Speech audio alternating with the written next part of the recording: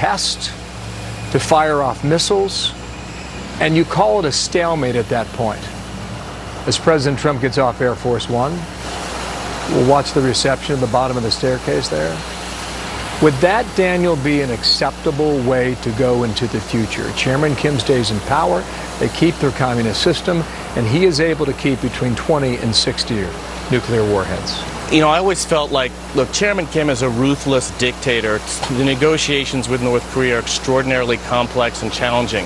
And to think that we would go straight from zero to denuclearization is probably unrealistic. I agree with you that an arms control regime which freezes North Korea's nuclear and ballistic missiles and allows inspectors into the country is a pit stop on the way eventually to denuclearization. It would make a lot of sense. This is a remarkable moment we're watching here, along with Sandra Smith and Daniel Hoffman and John Roberts. Michael Anton is going to join us in a moment. But you think about this moment in American history and the Vietnamese history. The American president comes back to Hanoi. This is a country that wants to show itself off for the system it's developed. I called it a saggy form of communism. It's allowed a level of capitalism to flourish, and flourish it has.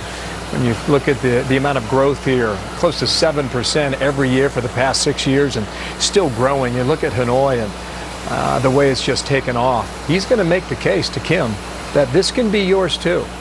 Would Kim ever buy that?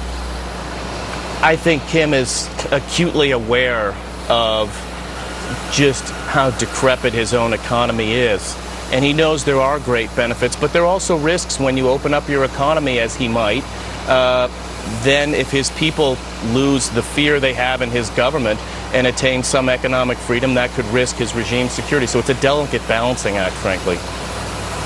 The president with the arrival committee here for the moment, and then he's going to make his way into his own limousine and make a trek across town. And this was a president who was here in March of last year, the coastal city of Da Nang, which is midway down the coast, about the halfway mark between Hanoi and Ho Chi Minh City in the south.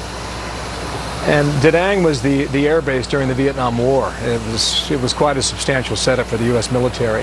It has transformed itself into a vacation paradise, a coastal city with all the trappings of 2019 modern day. So the president has seen and gotten a taste of this country on that trip. But he's about to see a different side of Vietnam on this time. You know, you mentioned Kim's 2,800-mile train trek here to Vietnam. He reportedly stopped along the way at Chinese industrial cities as well as Vietnamese factories, which is something that his father and grandfather used to do, and it just highlights again the disparity between his country and this booming economy here in Vietnam. You mentioned that train trip. He could have flown here in about an hour. Right. A little more than that flying time. That train took 60 hours.